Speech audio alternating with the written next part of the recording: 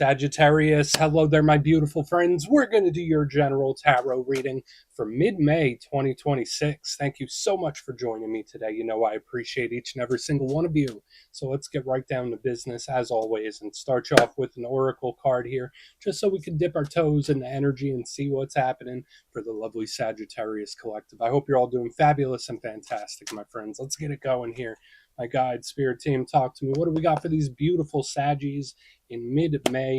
What energies, messages, insights can we take a little peek at? And yeah, we're just going to take a real quick look at this first card. Then we'll get into the full reading itself. And at the very end, I'll pull you a bonus card from the Shadowland Tarot just to see what might be in the shadows or what shadow work you can lean into, which is always interesting. But let's get it going here. Let's rock and see what we got for Saggy in mid-May. What's the vibe? What's the energy? Let's get this card out nice and quick for my good friends. What is happening?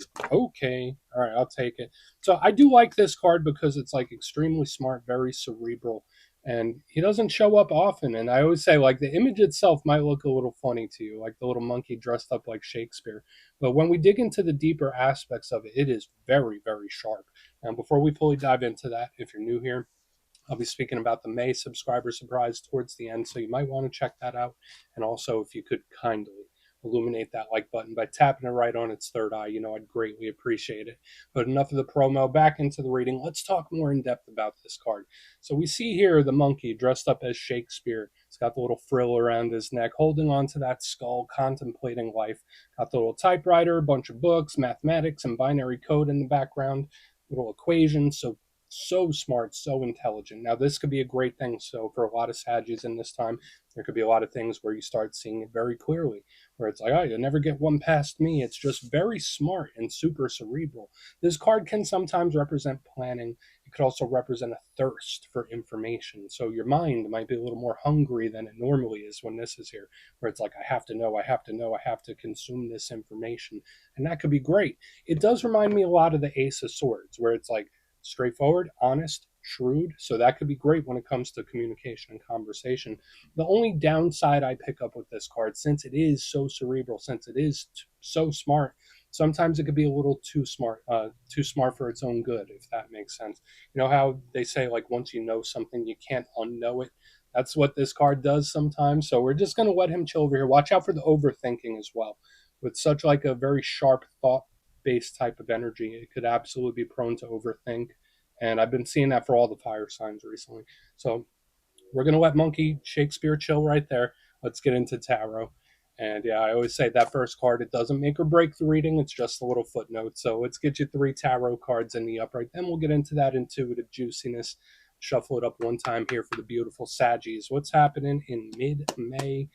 And while we get this deck shuffled up and ready to go, let's talk about last week's reading. So it was titled An Unexpected Change. And I always say that life itself is about perpetual change. Sometimes it's a little more intense than others, and sometimes it's certain things that shift and change without us even realizing it.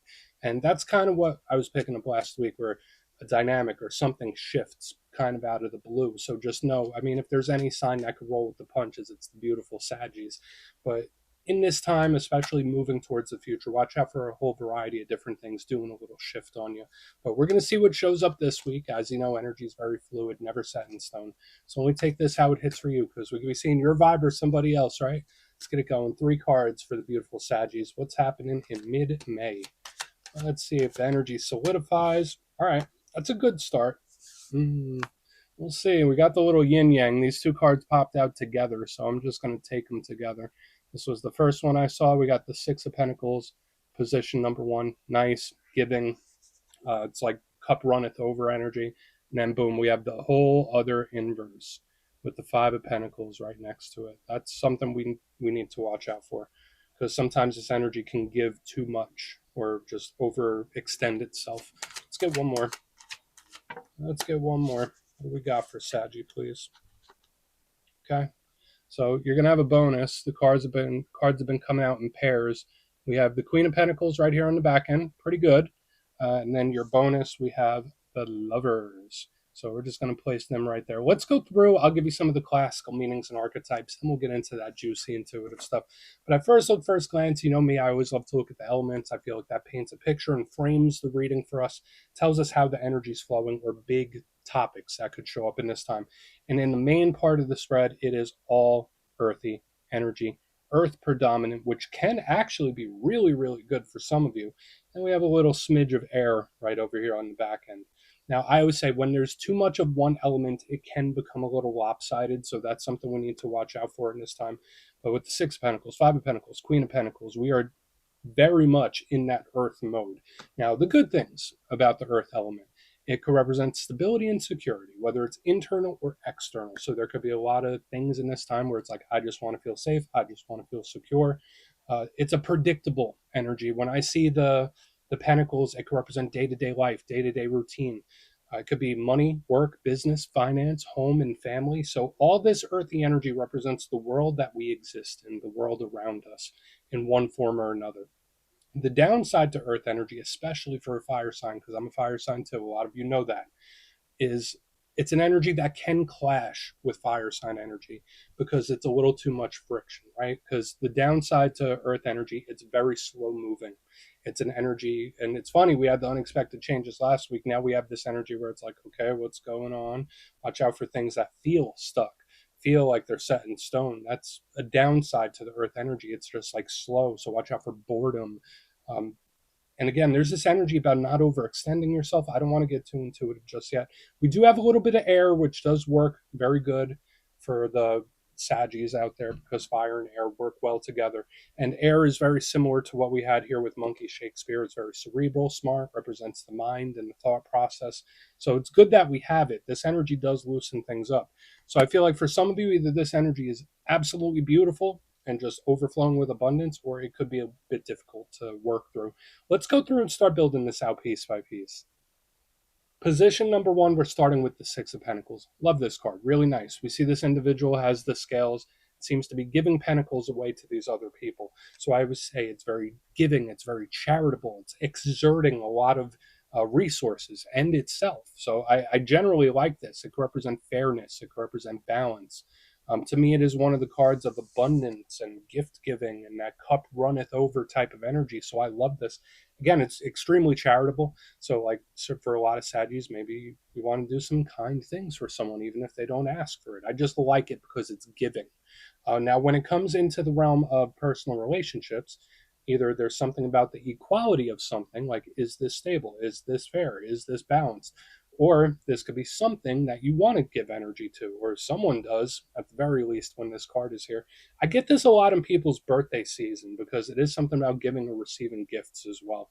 So it's great. Now, the downside to the Six of Pentacles is sometimes it could be too nice. Sometimes it could give a little too much. Sometimes it can overexert itself, which is why it fits right in with the next card that we have coming up. And I do think that that could be part of the warning of what we're picking up here early on.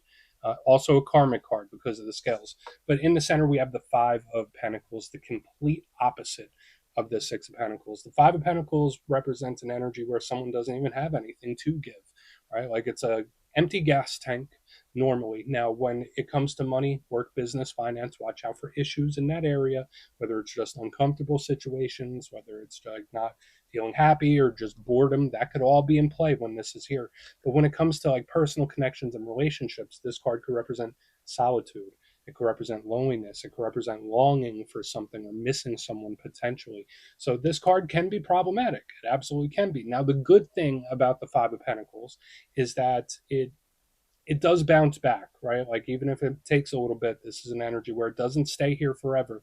All fives are just like a transitory type of energy where it's like a problem or a situation, boom, it happened, now we move forward, which can be great. But just the combination of going from the Six of Pentacles to the Five is like, I feel tapped out. I feel overexerted. I feel like I gave too much. So that could be part of the warning here, okay? Whether it is regular life, work life, or even personal relationships, because it does feel like an empty cup. Now, moving to the back end, we have the Queen of Pentacles. Very good. I always say, to me, she represents blessings and abundance. You might be tied to an earth sign, so Taurus, Virgo, Capricorn can all be in play. Remember, it's not gender specific.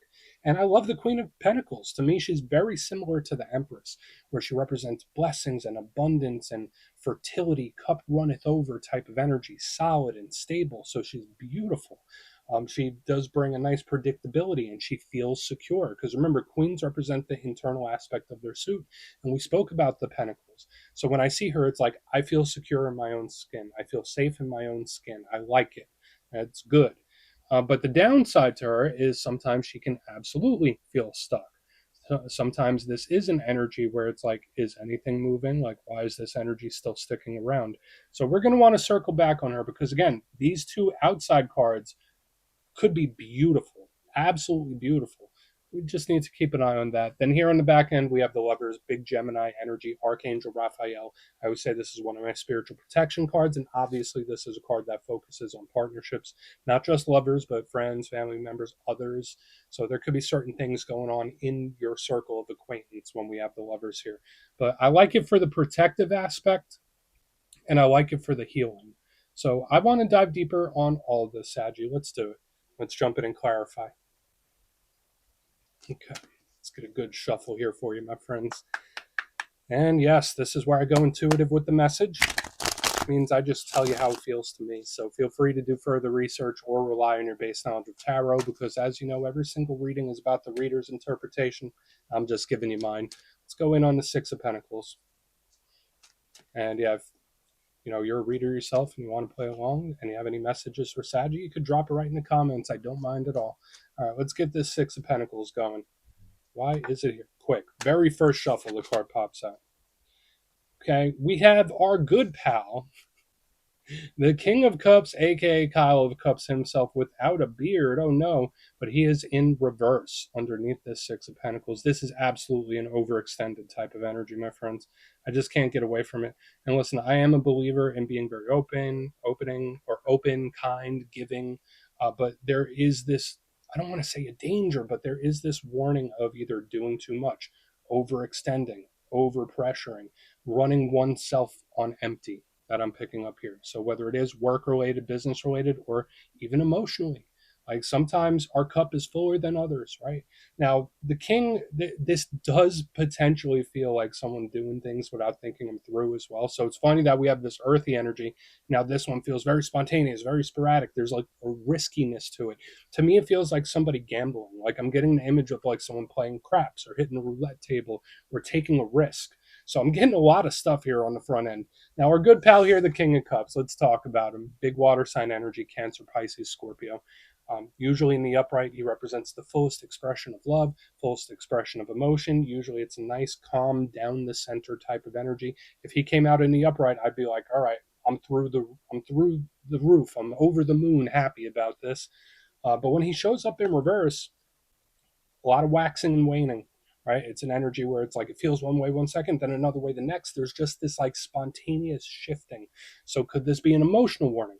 Absolutely. Could this be a warning of someone being a bit risky or taking a risk of some kind? Absolutely. But I also feel like there is this potential to overextend oneself. There's nothing wrong with limits. There's nothing wrong with putting guardrails up and knowing like, okay, I will bring it to here and then I'll stop. Like there's just something here about having guardrails or limits too. And that could be for anything. Again, whether it is the work you do, whether it's personal relationships, there's just something here about not overextending. But yeah, I can't get away from this like risky, gambly type of energy. We're going to keep moving. I mean, listen, I'm an Aries, right? And I have other interesting placements too. Nothing wrong with some calculated risk, right? Nothing wrong with gambling it up from time to time. No judgment here. I do it myself. But this energy, it feels a little wild. Let's go in on the Five of Pentacles. Feels a little wild. So why is it there? Okay. This yin yang of energy, where like this one feels happier with less for some reason. That is super unique. I don't think I've ever picked that up in a general. So that might just be very specific for some others. You know how some people they thrive in a more simplistic situation or a simplistic lifestyle. That's another thing I'm getting here. Like with the Five of Pentacles, Nine of Pentacles, it's like, okay, the less complicated, the better. The simpler, the better. So whether you're doing some spring cleaning, whether you're streamlining certain things at work or at home, it's like, let's keep it simple. Let's pare this down and make it simple. Because to me, it's an energy that is decluttering. That's like initially what I'm getting here. Now, there is this other vibe. I'm telling you, Saji, there is this energy of overextending that I'm getting as well. You know, I'm not. We're going to get away from that other message I was saying about someone being happier with a more simplistic lifestyle, or someone being happier with a simplistic version of something. Um, but the Five of Pentacles with the Nine of Cups, this is another energy that's open and welcoming and giving and extending, very similar to the Six. Notice that these two look almost identical. So when I see the Five of Pentacles, it's like I'm giving even though I have not much to give. It's like even though my cup feels empty, or even though my gas tank is low, I will give you the last drop. I will give you the shirt off my back. Like, and again, that's a beautiful sentiment. It is. But there is this energy of potentially overextending in multiple areas that I think you just need to just slow and steady. Maybe that's why we got so much earth in the front, because last week we saw all this shifting and changing. Now I get this energy that's potentially overdoing it and being risky and overextending, because I still get this very gambly type of energy here. So we're going to keep moving. But I mean, I like the more simplistic version. So there could be just advice from spirit where it's like, just keep it simple. Just keep it very simple and straightforward with whatever it is you're dealing with. No need to overcomplicate something. The simpler route, you'll be much happier with a pared down, simpler approach. Let's go in on the Queen and see what she has. Again, hyper specific here this week, Saji. Again, this is just an energetic weather report. Only take it how it hits for you. But let's see what the Queen has. Okay. This is someone, and I got the same thing in Leo, someone that either just needs a break, needs a vacation, needs a rest of some kind, and just needs some time to recuperate and recharge its batteries. That's how this feels. So the Five of Wands, it's one of those cards in the deck. I always say, like, hey, you don't have to be an expert to understand what it means. We got five people beating the crap out of each other with sticks, right? Pretty simple, straightforward. In the good aspect, it can represent determination, staying power, push, push, push, push, push, action, action, action, action, action. Um, but it can also be anger and aggression and fighting. So when I see it in reverse underneath this Queen of Pentacles, it's like, I'm just going to take a minute. I'm just going to take a breath. Sometimes the best action is no action. And like when I see the Queen of Pentacles with the Five of Wands in reverse, it's like, just take a minute. Like, just sometimes the best action is not doing anything for the time being.